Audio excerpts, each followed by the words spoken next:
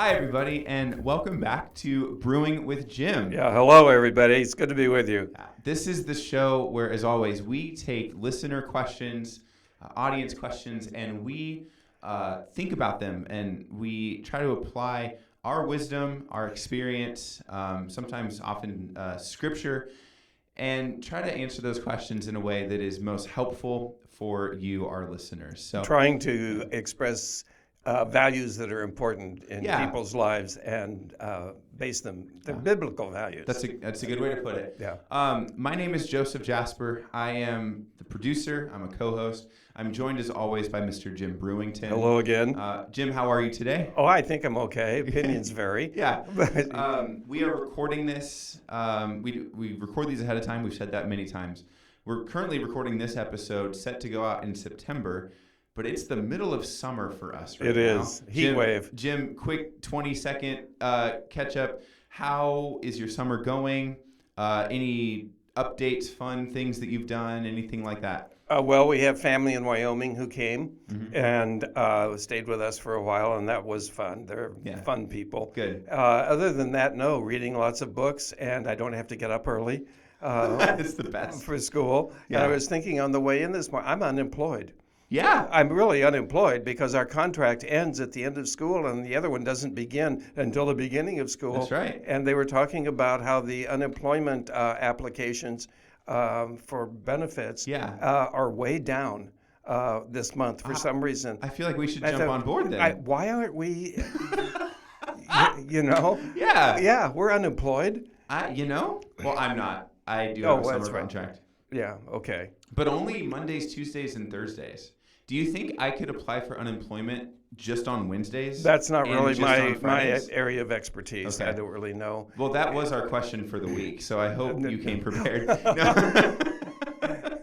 No. We lost all listenership. Exactly. No. Yes. Let's get to our actual question. Okay. As always, we have a question from our audience that is insightful, has to do with life, and especially I think this one, like most of our questions, probably comes from a student, probably comes from someone in their adolescence, I imagine. I'm certain it does. The question is this: what age should people be allowed to date? At what you, okay. Yeah. That's a fun one. Well, I think, first of all, we've got to decide what dating means for somebody who's in high school. Sure. Or junior high. Yeah. Or elementary. Wow. Elementary school. Yeesh. I know. The purpose of dating is probably what we should talk about, and that's a good. The purpose of dating is probably for somebody who's in junior high or high school to satisfy peer pressure to date, and there's a lot of peer pressure, or there was when I was in high school. That everybody had somebody that they dated. Yeah. And, well, not everybody, but almost everybody. And I don't know, I can define the purpose of dating as I think it should be. But what it actually is in the mind of a high schooler is probably very different. And I was serious about satisfying peer pressure that the quarterback of the football team dates the head cheerleader, and it's all trophy relationships. And for the most part, they don't last. But I'll tell you something that may surprise you. I'll talk about my first date. Okay. My first date, how fun? I don't know. I was in the 5th grade. Wow. Yes. And I didn't call it a date. I didn't know what dating was. Sure. Really. And it was a girl whose last name I won't say, but her first name was Carolyn. And if she's listening, she probably doesn't remember. But I liked her. Yeah. And she was in my class. And she, by the way, was an identical twin. Oh, wow. Yeah, Carolyn and Catherine. And it's efficient, because if she rejects you, you have a backup. You know what? It actually happened. No way. Yeah, it did. But that wasn't what I planned to talk about. Okay, stop. Stop. Okay, so we were both in the 5th grade. Yeah. And I asked her if she would like to go. All three of you, in fact, were in the 5th grade. Yes, but Catherine was in a different class. Anyway, I asked her if she'd like to go see a movie with me. There was a movie I wanted to see, and would she like to go? Yeah. And she said, I can't remember what she said. She must have said yes, because we went. And we saw Rose Marie with Nelson Eddy and Jeanette MacDonald. I still remember that. And I'm sure nobody who's listening to us has ever heard of that movie. I haven't. But no. Well, there's your next Netflix. Yeah. Some streaming service probably has it. Sure. And we went to that movie. My mom had to take us. Yeah. And when it was over, my mom picked us up, and we went home, and that was it. Wow. And I didn't know about dating. Yeah. I didn't have any peer pressure at that time to date. I just liked her. Yeah. And I wanted to, that relationship, they lived in the next block from me. So that relationship, at least on a neighborhood friends basis, lasted for a while. And then I discovered that I liked her sister too. and so, but they were so similar. It was weird. They were, they were similar. They were identical, but I knew them so well I could tell them apart in their baby pictures. Yeah, absolutely. Their baby pictures. I could see this is Carolyn, this is Catherine.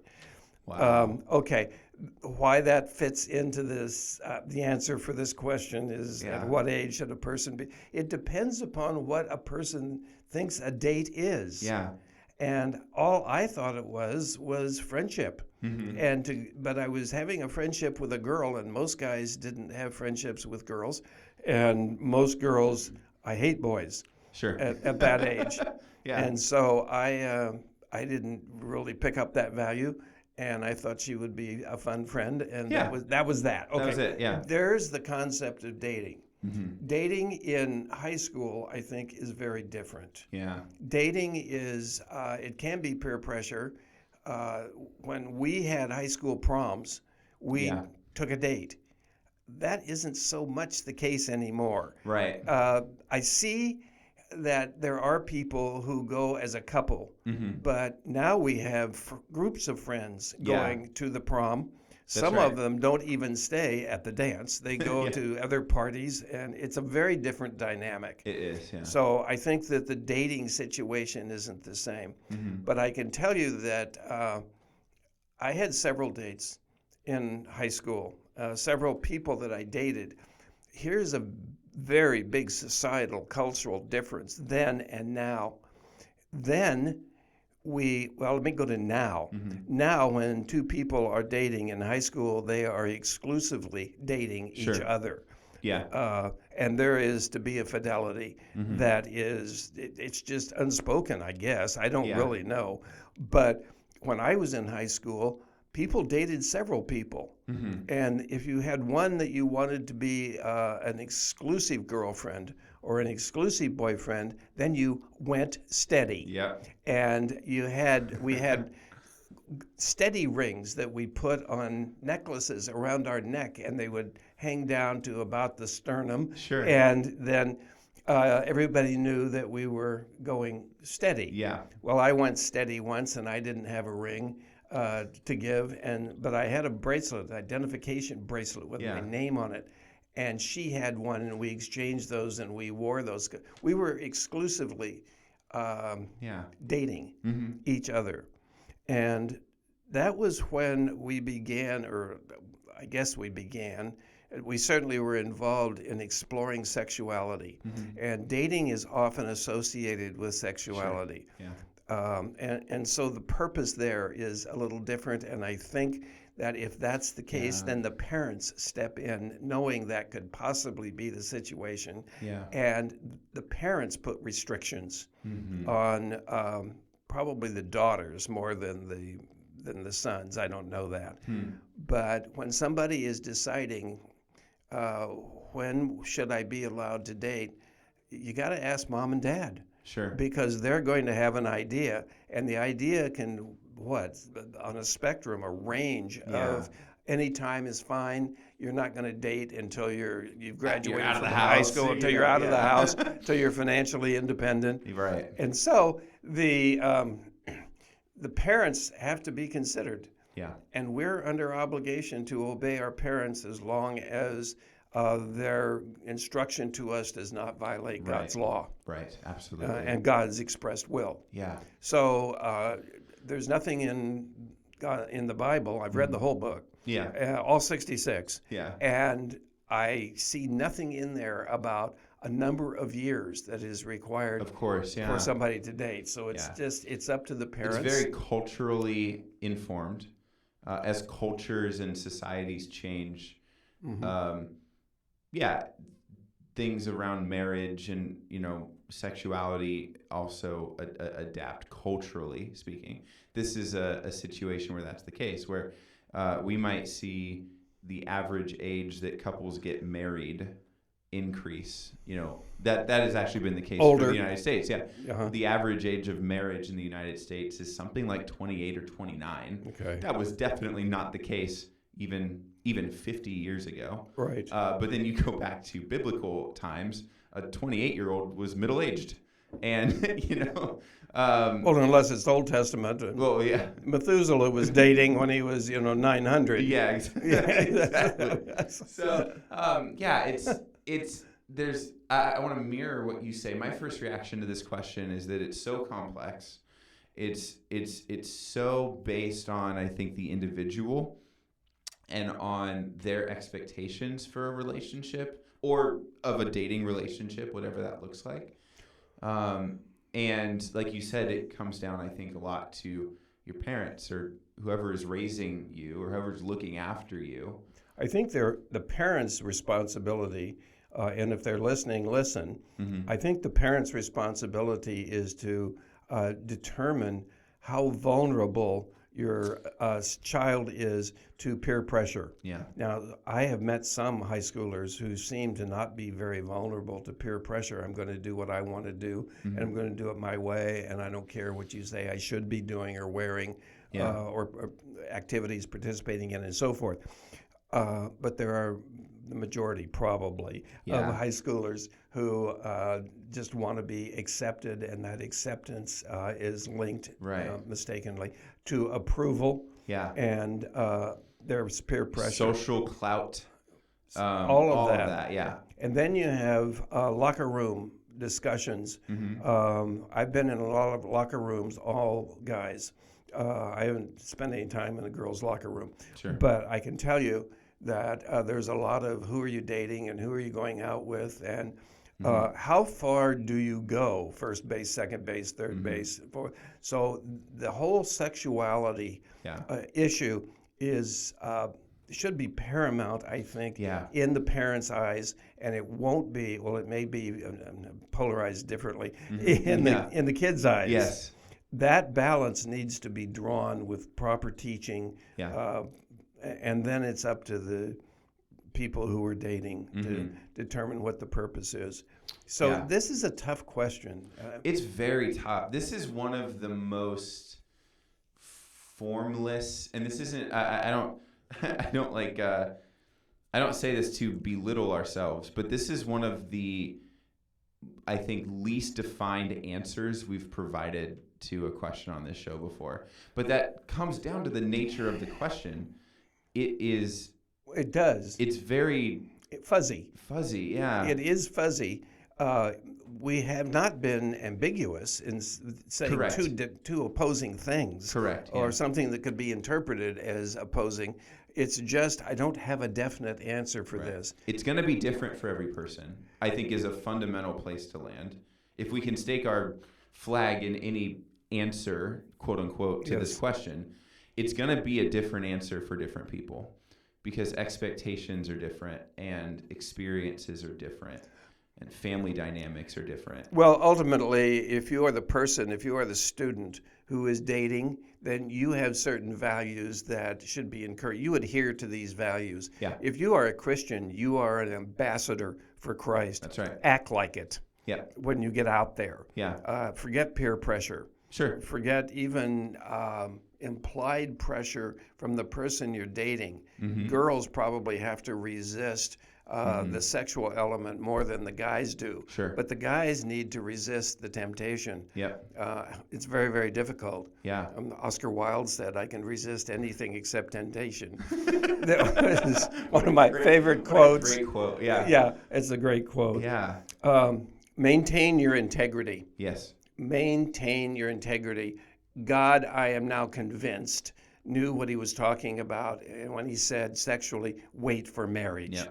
Yeah. Sexuality, even in marriage, is an expression of love to your spouse. Yeah. And it's not just getting off or Right. I want to have fun and this is enjoyable. And so it's an Yeah. expression of love. Yeah. To your spouse, and that expression of love is inappropriate for somebody who is not your spouse. That's right. Even though the temptation, the urges are strong, they can be resisted. Yeah. There's always a way out. That's 1 Absolutely. Corinthians 13. There's always a way out from these temptations. Yeah. My concluding thoughts, if it's not too early to conclude Sure. here. No. Dating is a time to practice friendship skills. That's good. Not a time or an opportunity to improve your physical affection talents. Yep. That's not what it is. That's right. I'm convinced with that, also that the most important element in a marriage is the friendship of the husband and the wife with each other. That's right. Dating, start working on the friendship. You don't have pressure that you have to come to some step to a plateau. That's right. In your relationship with any time pressure. You don't have it. That's right. Yeah. So I don't know. I'm sorry we don't have an age number to give you. That's right. Do you feel, this is just random like offshoots off the top of my head, do you feel like expectations for what dating is defined as or what dating looks like change as a person gets older?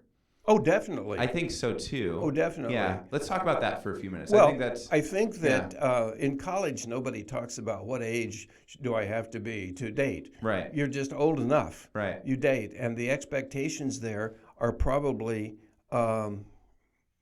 Well, I don't know if I know what I'm talking about here. Let me withdraw that. The expectations there surely are somewhat sexual. Sure. This is the reason that I want to date. Yeah. It's some element of it. There's it's a strong element of that. But there is the maturity in an individual as they grow to want to work on friendship, learn how to enjoy another person for who they are. Yeah. And that's a mature friendship approach to dating. I think blind date. Well, I didn't even want to talk about blind dates. I started to, but and then when it is a time for an older person. Sure. And I'm talking maybe 30s, 40s, or 50s.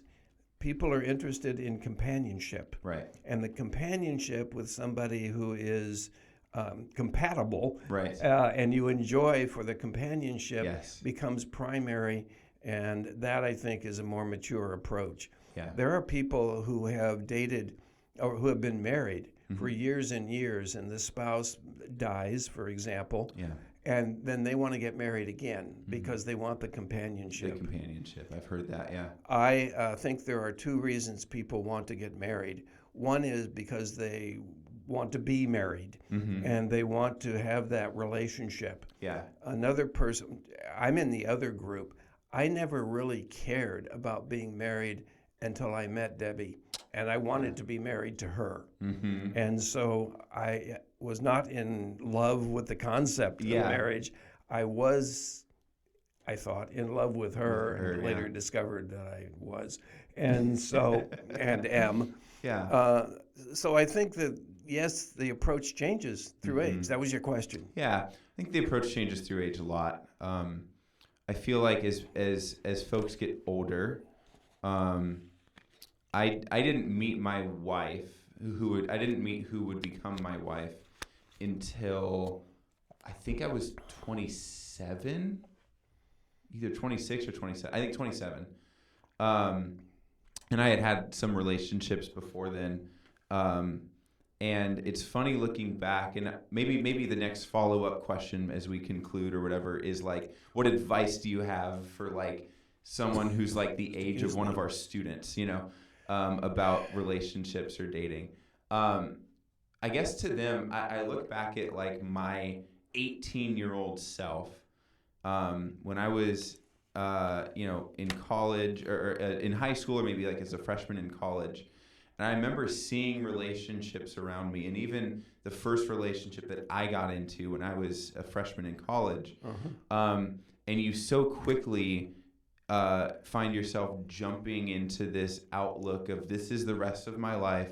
This is the person I'm going to be with and you quickly sell yourself on the fairy tale outlook on, especially I think your first relationship.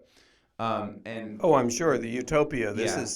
And what I see, that's my observation, having now been a teacher for 10 years,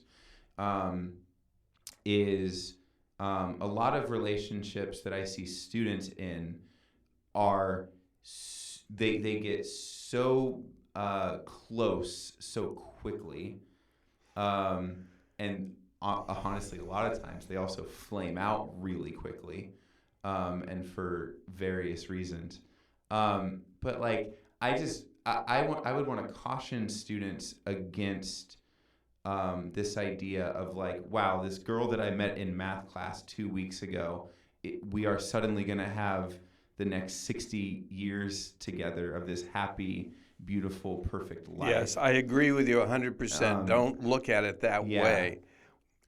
Date somebody, if you will, or go to places or be involved in activities, social activities that are working on friendship. Yeah. Just explore if this is the person I want to have a friendship with. Right. If the friendship becomes strong, enjoyable, want to be with each other, then you can go ahead and do more activities together, have fun together, work on the friendship, and then you can in a better position to make a decision if this is the person I want to be with the rest of my life. Absolutely.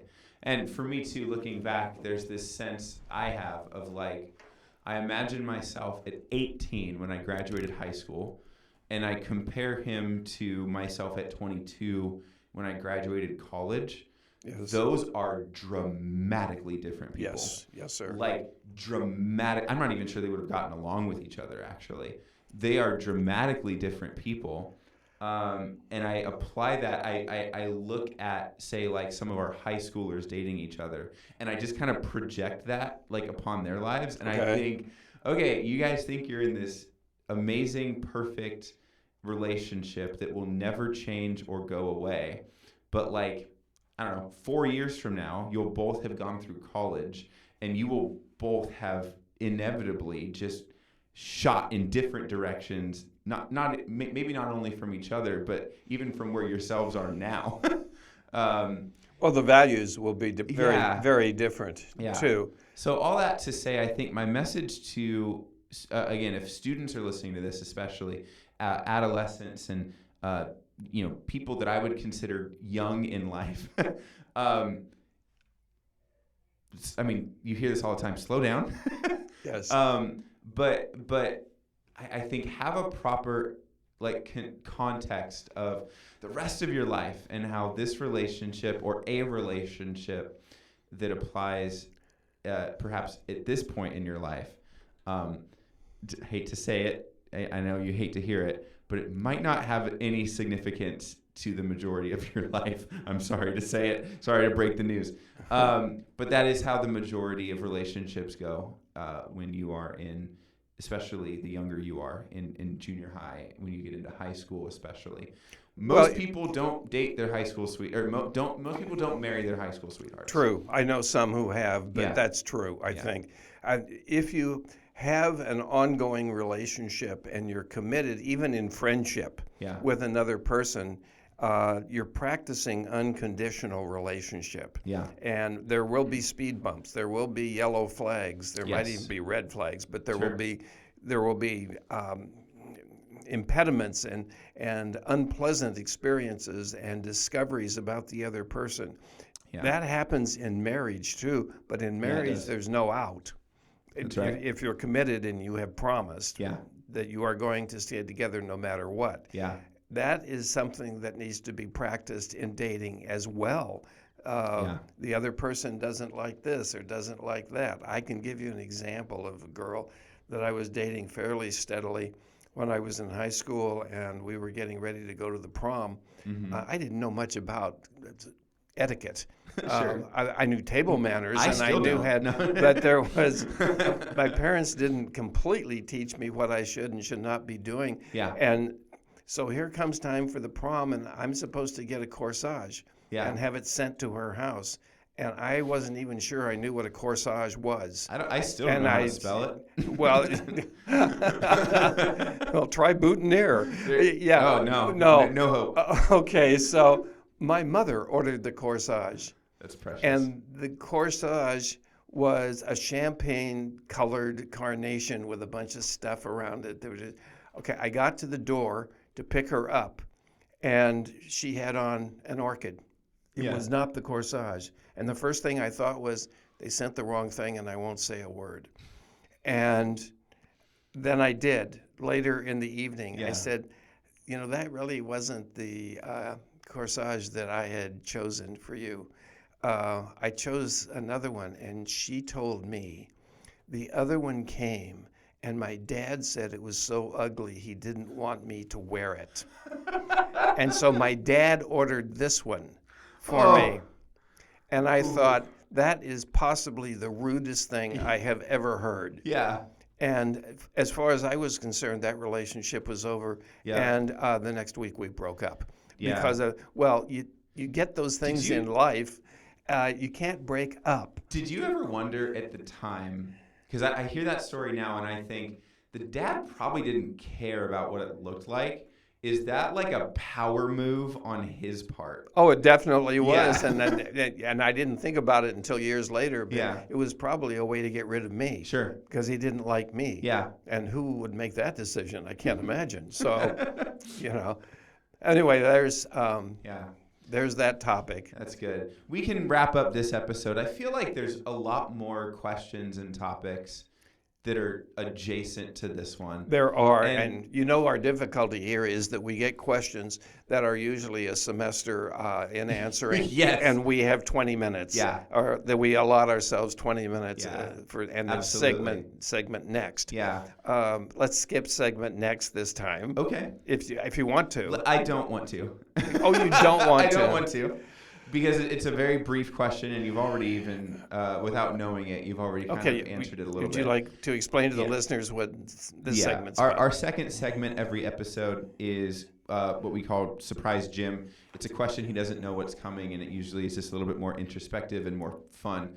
The question for today, appropriate to the topic today, is tell us like a funny first date story. And you kind of already did that earlier today.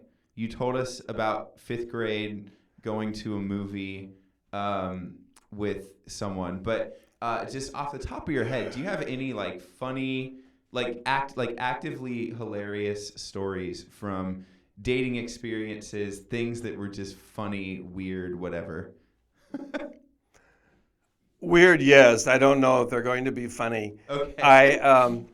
When I was in, I think, 7th grade, my parents decided that I should take ballroom dance lessons and sign me up for ballroom dance lessons.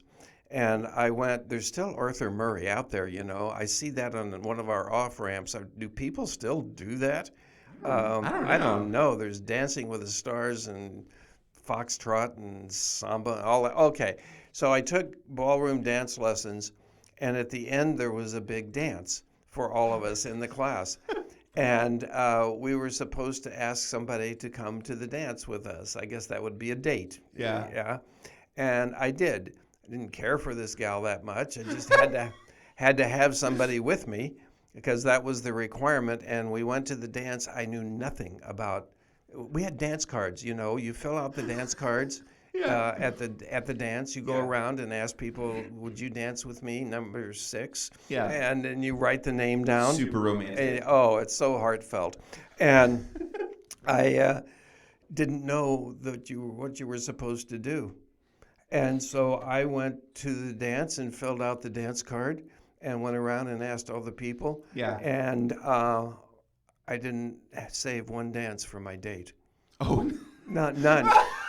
I didn't know you were supposed to. You thought that was just kind of built in. We just kind of rode together to this thing.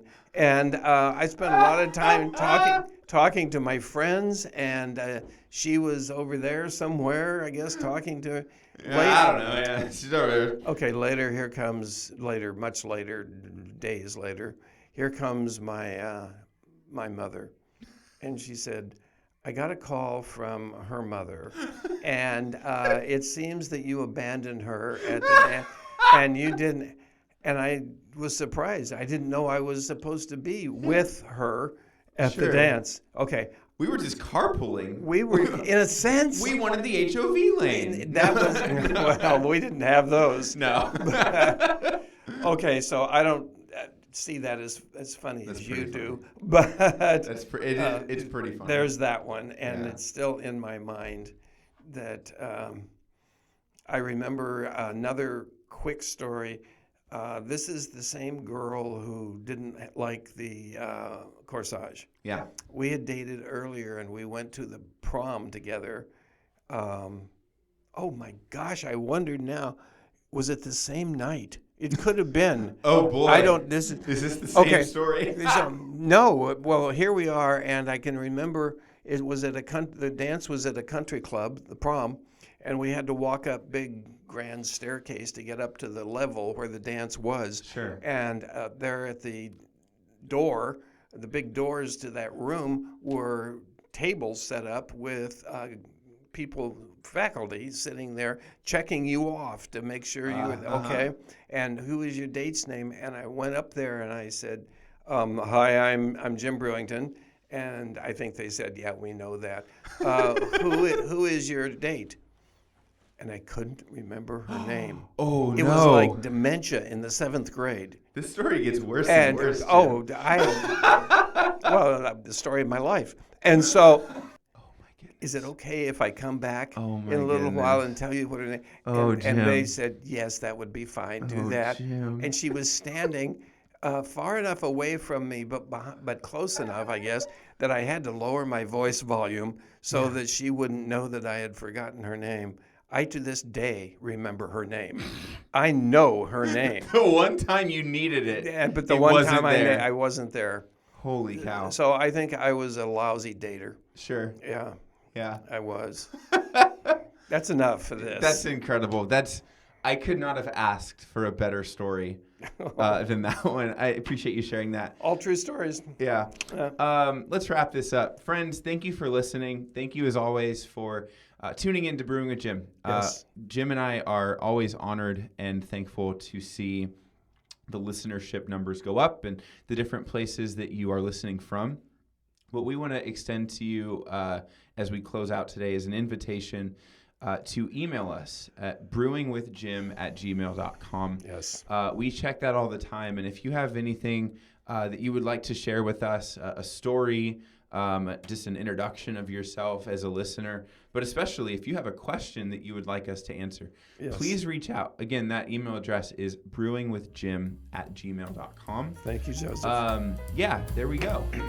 Thanks, Jim, for another episode. Thanks to listeners. Yeah, thank you very much. Have a great week, and we will see you again next time on Brewing with Jim. Take care, everybody.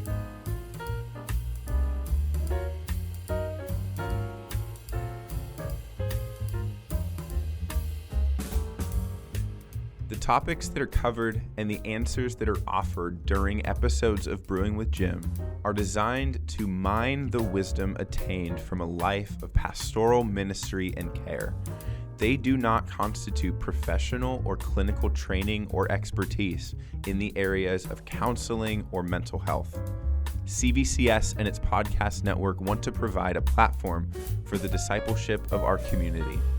Brewing with Jim is our attempt to foster that environment in a format that is accessible for everyone to participate in. The views, thoughts, and opinions expressed during the show are the speaker's own, and they may or may not represent the views, thoughts, or opinions of Capistrano Valley Christian Schools or its faculty.